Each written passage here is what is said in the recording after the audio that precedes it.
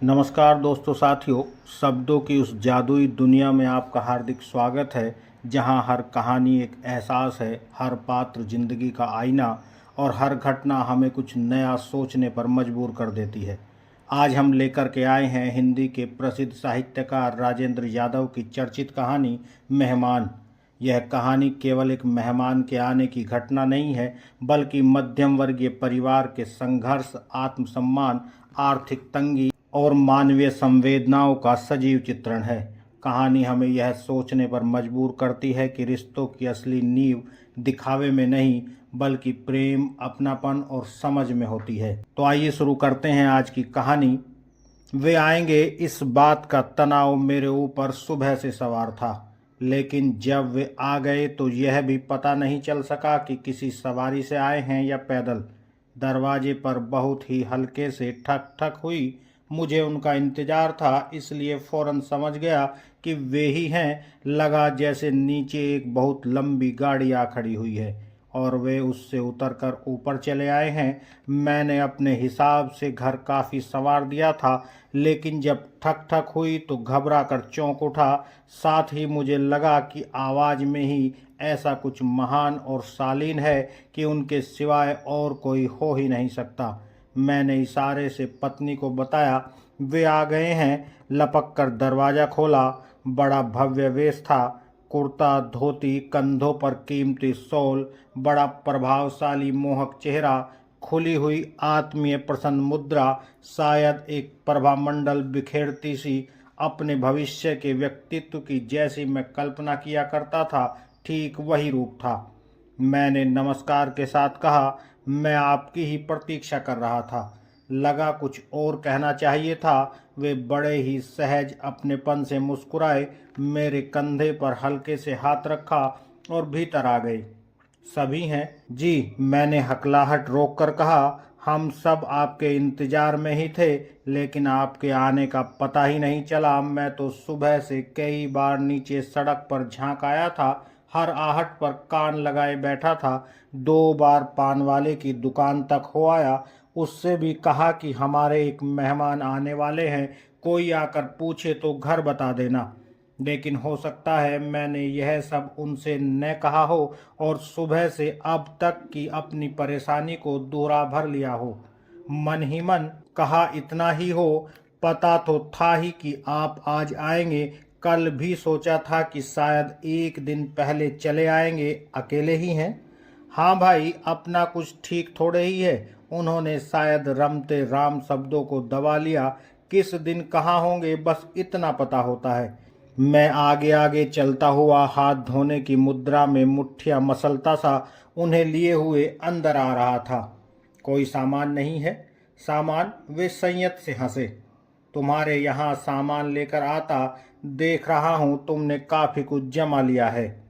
सब आपकी कृपा है के भाव से मैंने है की मुद्रा बनाई। सामान नहीं है तो कोई बात नहीं।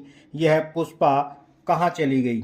जब भी कोई ऐसा आदमी आता है तो यह रसोई में घुसी रहती है और स्टोव इत्यादि की आवाज पैदा करके ऐसे भाव दिखाती है जैसे बाहरी दुनिया का इसे कुछ भी पता नहीं। इस कमबख्त को एहसास ही नहीं है कि हमारे यहाँ कितना बड़ा आदमी आया है। मैंने बैठक को बड़े ढंग से सजाया था, सारी व्यवस्था उलट पुलट दी थी। ऐसी कोशिश की थी कि बैठक सारे दिन उठने बैठने सोने की जगह न लगे और ऐसा आभास हो कि जैसे उनकी तरह के मेहमानों के लिए ही रखा गया है स्वतंत्र कमरा है और इसका उपयोग हमेशा नहीं होता। गद्दियों के कवर, पर्दे, मेजपोश सब बदल दिए गए थे।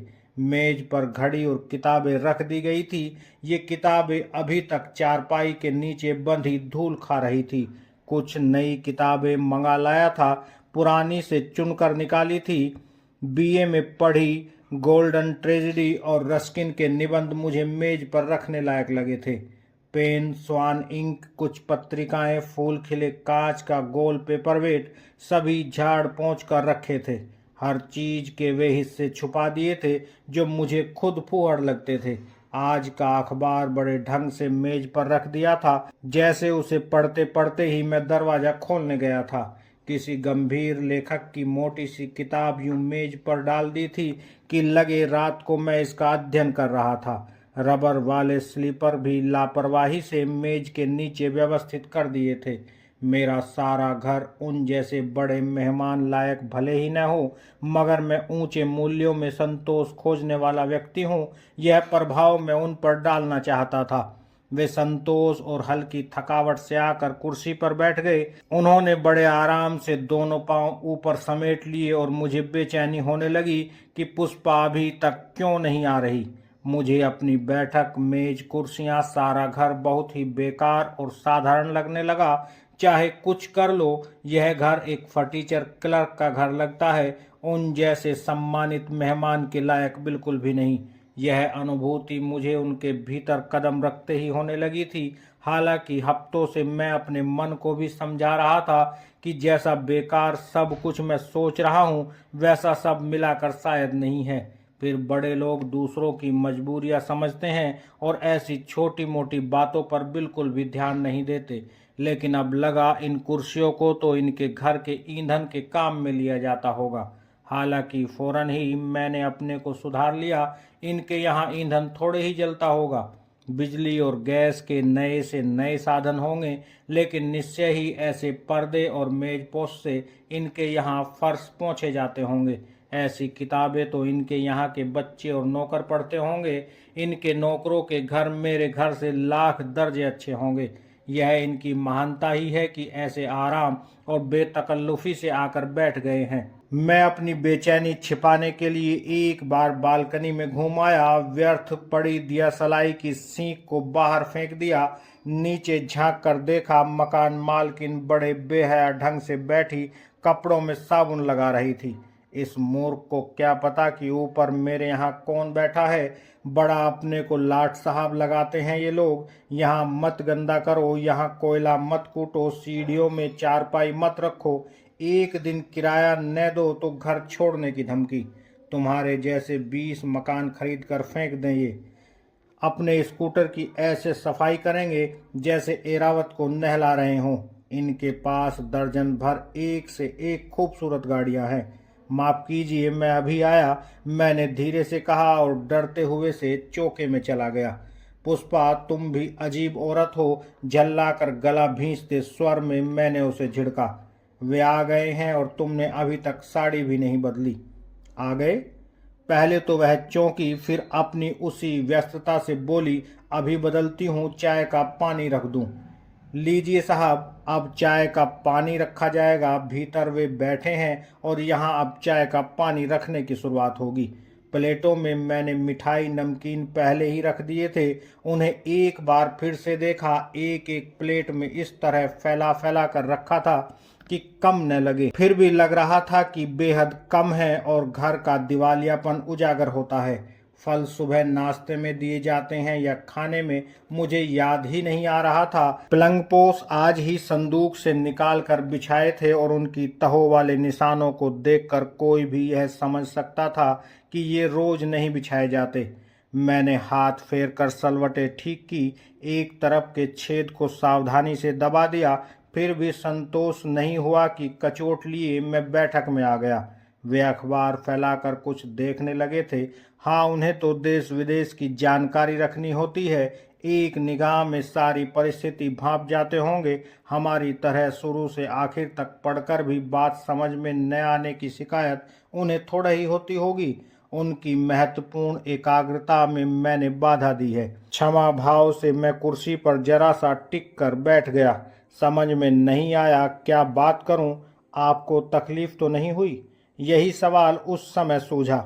बेवकूफ़, उनके लिए ट्रेन में बैठना जैसे अपने कमरे में बैठना है। तकलीफ काहे की? उन्होंने अखबार से सिर उठाया। मुझे सब आदत है। यहाँ उस तरह की सुविधाएं तो नहीं है। मैंने नम्रता से अपने और इस सारे घर के लिए माफ़ी मांगी। क्या बात करते हो, अपना ही घर है, सभी अपने अपने घर में यूं ही रहते हैं। वे आत्मीयता से बोले, तुम मेरे लिए कुछ भी विशेष मत करो।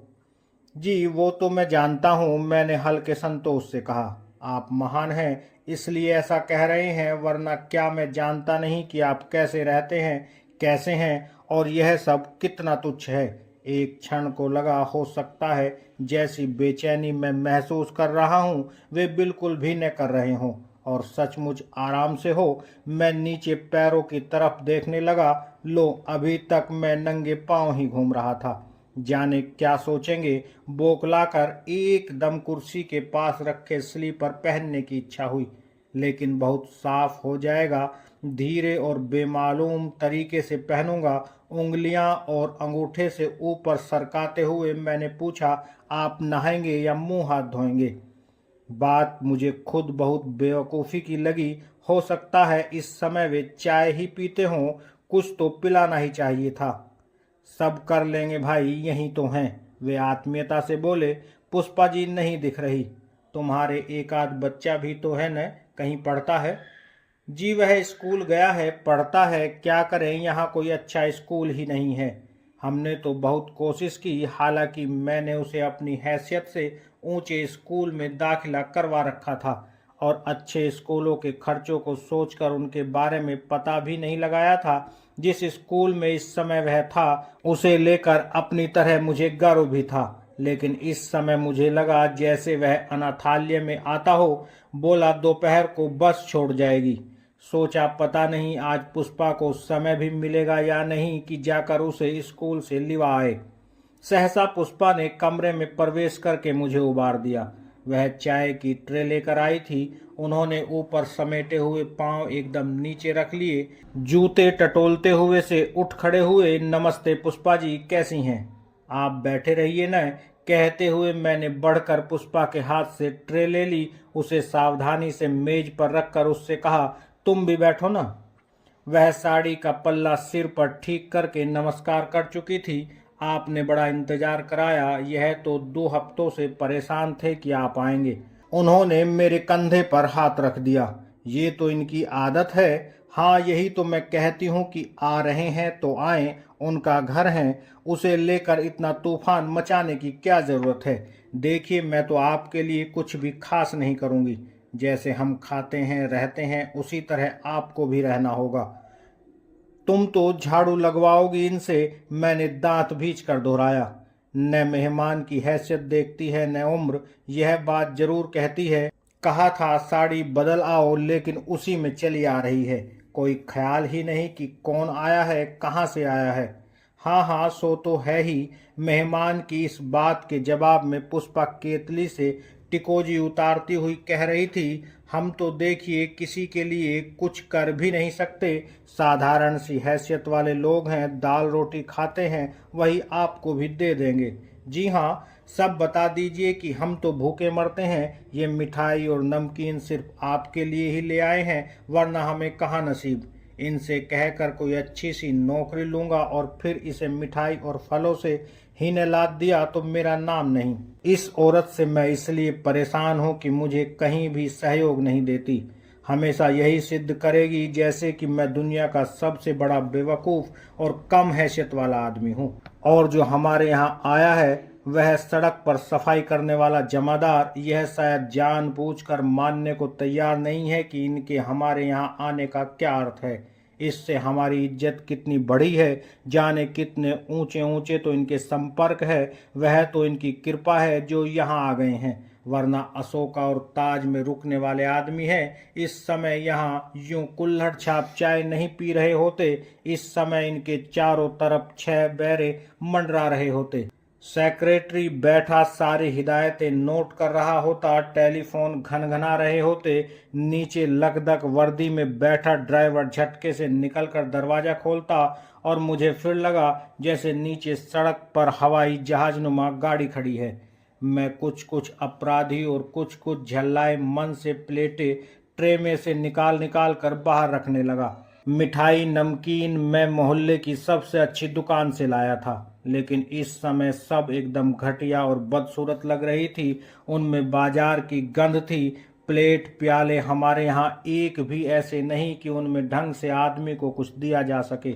ट्रे में बिछी तौलिया धोबी के यहाँ एक बार धुलकर कैसी खजाली सी हो गई है। तौलिए का एक कोना भी उठ आया है और नीचे ट्रे पर छपा कपड़ा मिल का विज्ञापन झांकने लगा है।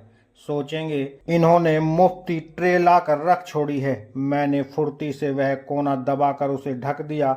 मुझे चाय बेस्वाद इसलिए भी लग रही थी कि उनके पास कोना झड़ा कब पहुंच गया था। खैरियत यह थी कि उनका ध्यान उधर नहीं गया। वे हंस हंस कर पुष्पा से बातें कर रहे थे। चलो कहीं तो घर जैसा महसूस कर रहे हैं। तुम्हें ऑफिस नहीं जाना? उन्होंने सीधे मुझसे ही पूछा तो मैं चौंक उठा। बात यह है कि मैंने आज की छुट्टी ले रखी है। सोचा आपके आने के बहाने दफ्तर की दुनिया से बाहर रह लेंगे। मैं बिना सोचे समझे बोल पड़ा। बेकार। वे नाराज हो गए। ये सब तकल्लुफ करने की क्या जरूरत है? मुझे तो आज पता नहीं किस किस से मिलना है। हो सकता है दोपहर को खाना भी न खाऊं। वह यह कैसे हो सकता है? पुष्पा ने अधिकार से कहा। आप कहीं भी बाहर नहीं खाएंगे? देखो पुष्पा, मैं शाम को कहीं नहीं खाऊंगा, लेकिन दोपहर के लिए मुझसे जिद मत करो। वे अपनेपन से अंतिम फैसले की तरह बोले। यानी दोपहर के लिए हम लोगों ने जो इतनी चीजें बनाई हैं वे बेकार ही चली गई। वे शाम को थोड़े ही चलेंगी। शाम के लिए सब्जियां वगैरह और लानी होंगी। तुमने छुट्टी ले ही ली है तो चलो आज हमारे साथ ही रहो। कुछ लोगों से मिला देंगे। हो सकता है कभी तुम्हारे काम ही आ जाएं। उन्होंने इत्मीनान से मिठाई मुंह में डालकर चाय का घूंट भरा। जी मैं तो खाली ही हूँ, मैं बोला तो ये पुष्पा जी से पुष्पा पर आ गए। मैं 2 मिनट में खाना बनाए देती हूँ, आप लोग खाकर ही निकलें। पुष्पा फुर्ती से उठती हुई बोली। नहीं पुष्पा, इस समय नहीं, उन्होंने आग्रह किया। मैं जरा हाथ मुंह धोते ही निकलूंगा। रहने दो फिर, मैं मजबूरी के भाव से बोला। मैं नहीं चाहता था कि पुष्पा उन्हें 2 मिनट वाला खाना खिलाए। माफ कीजिए, अभी आता हूँ कहकर मैं जल्दी से उठा और गुसल खाने पहुँच गया। उल्लू के पट्ठों ने कैसा छोटा सा गुसल खाना बनाया है, एक खूंटी तक तो लगाई नहीं। बोलो नहाने वाला तुम्हारे सिर पर कपड़े लटकाएगा? भीतर से किवाड़ बंद करके गुसल खाना मैंने झाड़ू से धो दिया। बीवी को तो इस छोटी सी बात का ख्याल आएगा नहीं। साबुनदानी साफ की, तेल की शीशियां करीने से लगाई, नया साबुन खोल कर रखा और पटरा साफ कर दिया। कोने से एक आध जाला झाड़ा और मुंह धोकर इस तरह निकला जैसे इसी काम के लिए गया था। इनके यहाँ तो शानदार गुसल खाना होगा। गर्म ठंडे पानी के टब होंगे। गुसल खाना गर्म रखने का प्रबंध होगा। टब, वॉश बेसिन, कमोड सब नई से नई डिजाइन के होंगे, जैसे सिनेमा और होटलों में देखे हैं। क्या करें, अपने यहाँ तो यही है। मैंने मजबूरी से सांस ली। पता नहीं कभी नसीब में होगा भी या नहीं। पुष्पा इस बीच उनसे काफी खुल गई थी और हंस हंस कर बातें कर रही थी। जब मैं आया तो वे उसकी तरफ इस तरह देख रहे थे जैसे उसकी सुंदरता को निहार रहे हों। चलो, अपनी बेवकूफ़ी और गैर दुनियादारी के बावजूद अगर वह उन्हें एट होम महसूस करा सकती है तो क्या हर्ज है। लेकिन महाराज, आप मेहमान हैं, इसलिए यह दूरी बरत रही है, इज्जत करने का भाव दिखा रही है, वरना यह तो आपके सिर पर सवार हो जाएगी। होंगे आप अपने घर के मेहमान। यह एक बार अगर मुंह लग गई तो किसी की महानता नहीं रखती।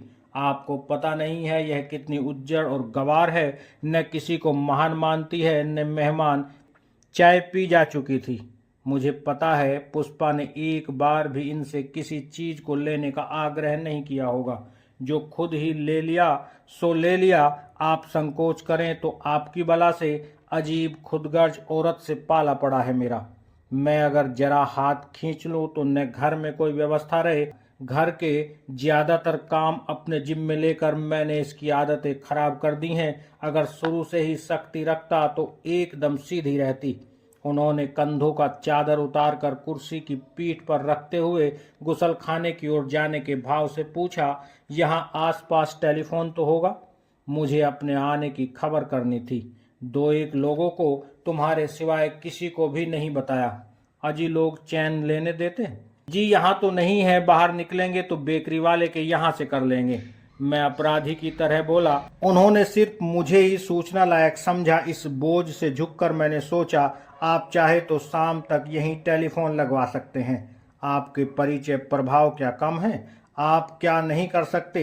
एक बार इच्छा प्रकट कर दें, जर्नल मैनेजर खुद अपनी देखरेख में फोन लगवा दें। और यह सब सोचकर उनकी मूर्ति मेरे दिमाग में और भी बड़ी हो गई।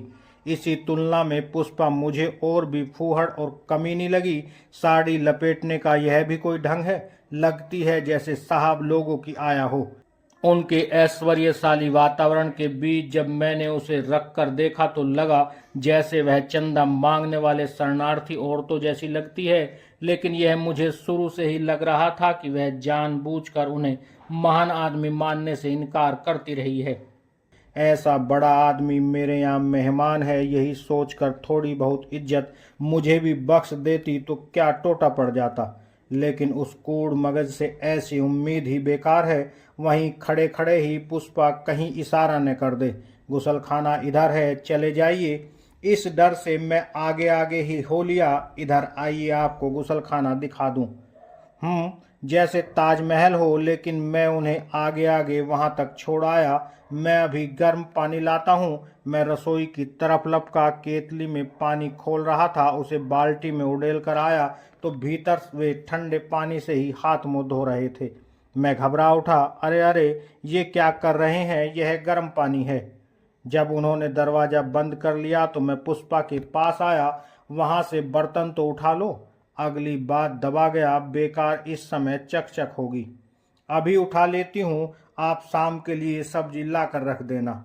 लीजिए साहब। इसने अलग से लाकर समस्या खड़ी कर दी। चुटकी बजाते विकटतम समस्याएं खड़ी कर देना उसके लिए कितना आसान है। हमेशा आड़े वक्त में उसे ऐसे काम याद आते हैं। वो तो आटा पिसवा लिया था, वरना उसकी भी फरमाइश इसी वक्त हो सकती थी। झल्लाहट पीकर कहा, तुम मंगवा लेना किसी से, मुझे तो इनके साथ जाना होगा, नहीं जाऊंगा तो बुरा लगेगा। उसने बुरा सा मुंह बनाया, यानी मैं उन्हें जरा सी देर बैठा कर सब्जी ला सकता हूँ, इन्हीं से सब्जी लाने को न कह दूं। उनकी उपस्थिति में ही यह मुझसे कोई ऊंची नीची बात कह सकती है, इसलिए जल्दी से जल्दी निकल जाने में भलाई है। कल ही सूट पर प्रेस करा लिया था, लेकिन पहनकर लगा उसे धुला लेना चाहिए था। सामने शीशे में बटलर खड़ा था, धुला लेने से ही क्या होता है, कपड़ा तो वही कबाड़िया है। न जाऊं साथ, नौकर जैसा लगूंगा। अपने पास तो कहीं आने जाने लायक कुछ भी नहीं।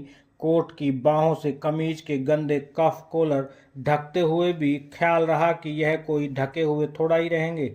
जब भी किसी काम के लिए हाथ बढ़ाऊंगा तो दिखेंगे। जेब में कुल 12 रुपए थे। खुशामद से कहा, यार 10-5 रुपए दे दो ना, पता नहीं कहाँ जरूरत पड़ जाए। अभी तो महीना पड़ा है, मेरे पास कुल 20, तो वही दे दो, कहीं से मंगा लेंगे। मैंने उसकी बात के बीच में ही जल्दी मचाने के ढंग पर कहा, कमबख्त इसी समय सारे महीने का हिसाब समझाएगी। अभी वे निकल आएंगे तो सब धरा रह जाएगा। वे ताजे होकर निकले थे। हम लोग इस तरह संभल गए जैसे नेपथ्य से निकलकर स्टेज पर आ गए हों।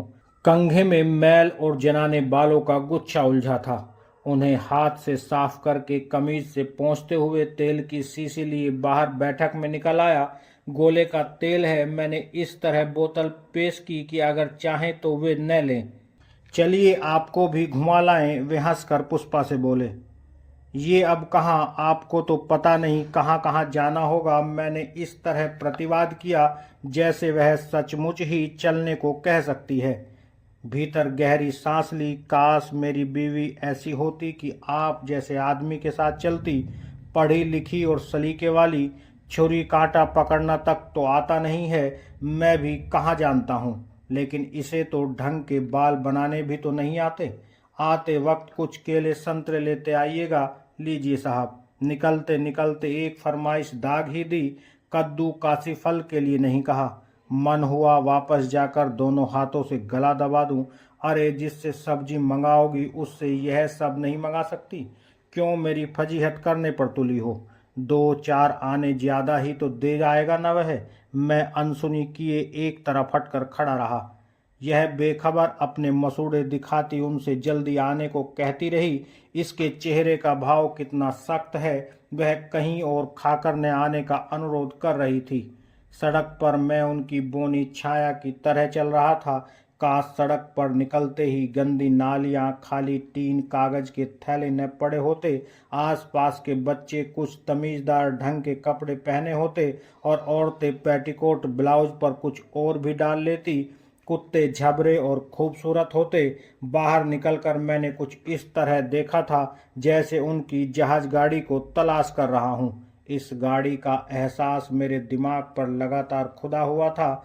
बेकरी वाले की दुकान पर मैंने भरसक लापरवाही और आत्मविश्वास से कहा था, भाई एक आध फ़ोन करेंगे।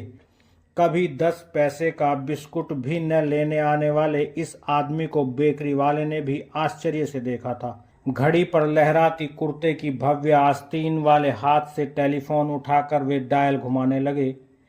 तुझे क्या पता कि मेरे साथ कौन है, जिन टॉफ़ी और बिस्कुटों को सारे दिन खड़े खड़े बेचा करता है। उनकी 4-6 तो मीलें होंगी। इनकी मील होती है या फैक्ट्री।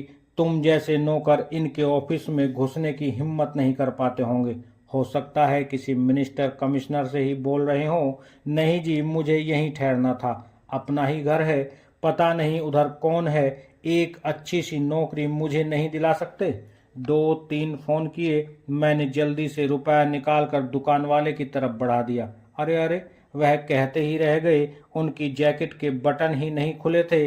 इतने बड़े आदमी जिनके एक इशारे पर बड़ी से बड़ी सवारी सामने आकर खड़ी हो जाती हो, उनके सामने स्कूटर या बस की बात टुच्ची लगेगी। टैक्सी ही ठीक रहेगी। पता नहीं कहाँ कहाँ जाएं, कितना मीटर बने देखी जाएगी। सुबह का खाना ही खाते तो 10-15 रुपये ठंडे हो जाते। यही समझूंगा कि वही रुपया यहाँ खर्च कर रहा हूँ। हो सकता है मुझे देने ही न दें, और देना पड़ भी गया तो यह इन्वेस्टमेंट है। मैंने टैक्सी को संकेत किया।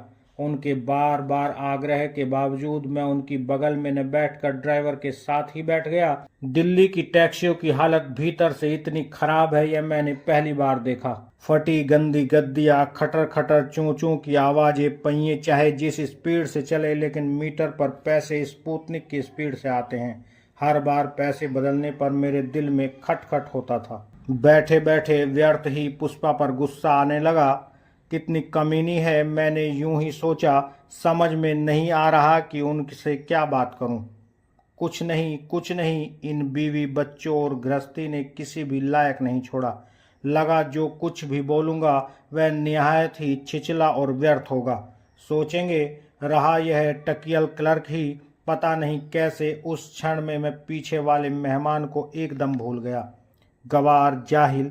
मैं अगर जूती बराबर नहीं हूँ तो कोई बात नहीं, लेकिन यह तो कमीनेपन की हद है कि किसी को एक दिन को मेहमान मानकर उनकी खातिर न कर सकें। मान लो एक दिन को कोई बड़ा आदमी अपने यहाँ आ ही गया तब तो।